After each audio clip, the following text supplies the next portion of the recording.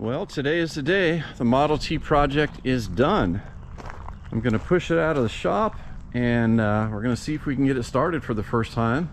If you want to hang around after that, I'll have some footage of the final assembly process with all the engine stuff. In the meantime, let's get this car pushed outside and I'll try to get it started.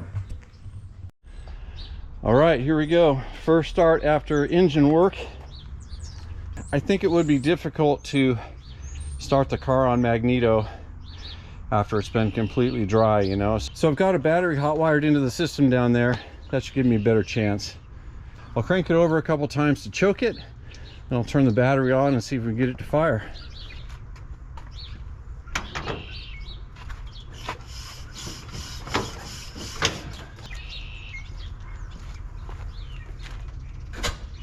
Ooh.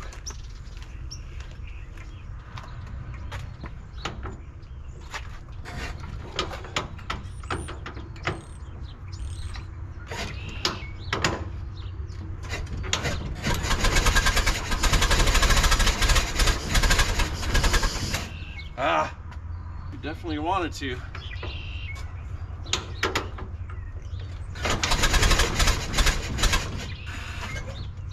Come on, baby. Help me out.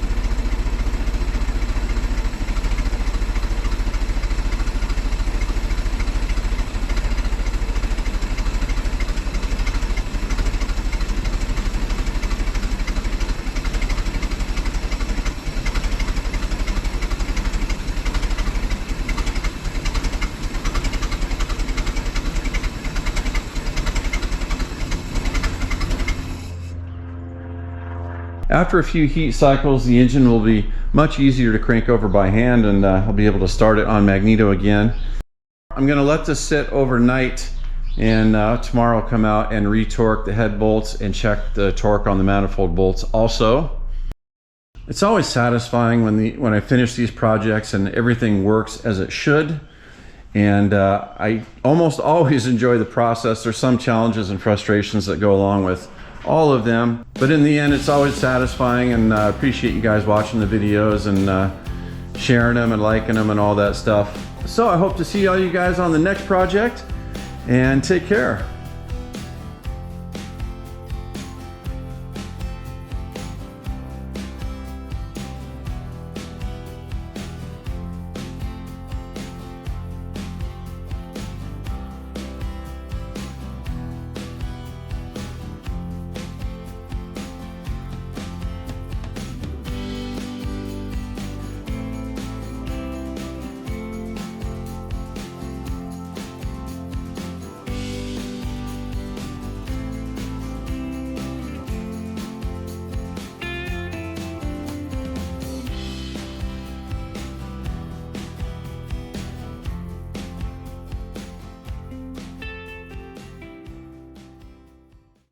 All right, after about 5 hours of work, I've got all the pistons installed and connected to the crankshaft. Now, before we get down below, I want to show you this real quick. This is the cover for the inspection pan on the oil pan. And you see it's got 3 bumps. It fits on the car like that. And those little galleys collect oil. And that's where the dippers from the end of the connecting rods go down. They scoop up oil and splash it around. Well, the early cars only had 3, representing the first 3 cylinders. The 4th cylinder, like I mentioned in one of the previous videos, is tucked up inside the oil pan. It's quite difficult to get to. On the later years, they actually switched to a 4 dipper pan, and you can actually reach the 4th rod cap a little bit easier than these early cars. So let me show you what it looks like underneath here.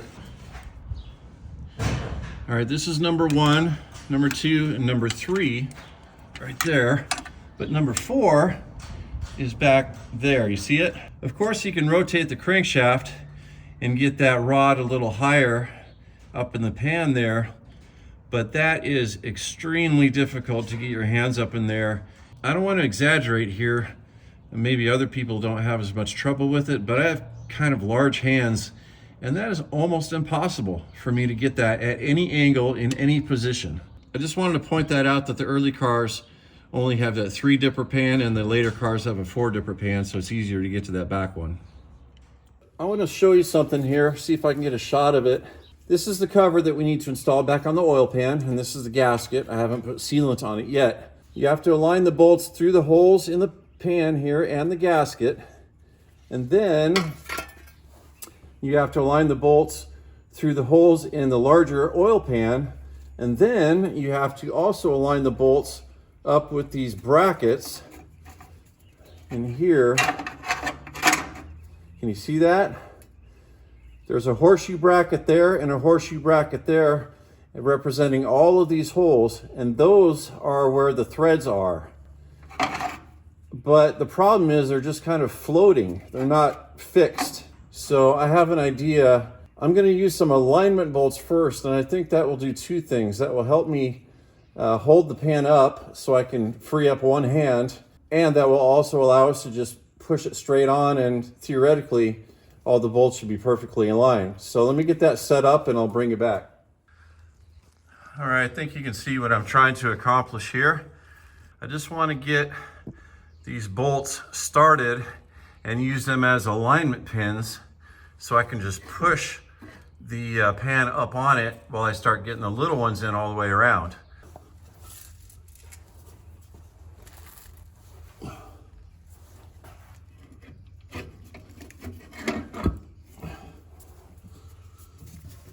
So theoretically, I should be able to just thread this first one right in. And I can.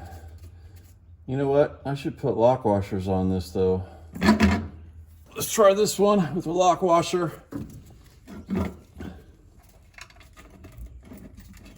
Yep, went right in.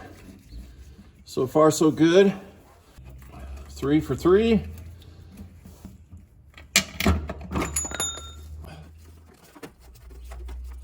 Four for 4. All right, well, it looks like this is gonna work, so I'll finish this up and bring you right back. All right, they're all in and tight. I think that worked pretty well. Of course, you can get that installed without those alignment pins like I did, but that definitely seemed to help because I could get my hands up in there to help align the brackets while I'm putting the long bolts in. And then after they were in, it was just a matter of pushing the pan up and putting all the little bolts in.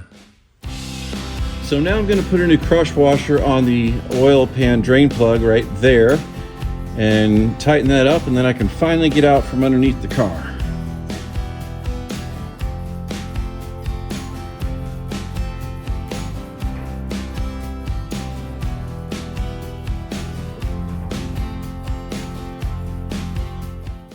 All right, I've got the valve covers both installed. I used Ultra Black on those with the gaskets. And now I'm about ready to put the exhaust manifold and the intake manifolds on. And I think you guys have seen me do this a couple times before, but these are the gaskets that go between the manifolds and the side of the block. The silver part and the copper part are separate pieces. The inner one, or the ferrule, is just a hoop. You have to get these ferrules to a certain tension so that when you stick them in the side of the block, they will stay there on their own. If you put them in the side of the block and they're loose and they try to fall out, you're gonna have just a terrible time getting the manifolds on. You kind of need 3 hands just to get the manifolds on. You're dealing with the exhaust manifold and the intake manifold, and then the clamps and nuts that go on to secure them. So the last thing you wanna be dealing with is these ferrules trying to fall out of the block when you're doing that. Exhaust manifold, intake manifold, carburetor on, air mix adjuster reinstalled, fuel line attached, choke cable reinstalled, spark plugs reinstalled, and the spark plug wires put back on. And I also connected the exhaust pipe to the exhaust manifold with that big nut down there. So now I need to go to the store and pick up some oil, some coolant, and some distilled water. I use 30 weight non-detergent oil in these Model Ts. I use non-detergent oil in anything without an oil filter. If it's got an oil filter on it, I use detergent modern oil. All right, that wraps up the final engine assembly. Thanks everybody for watching. We'll see you next time.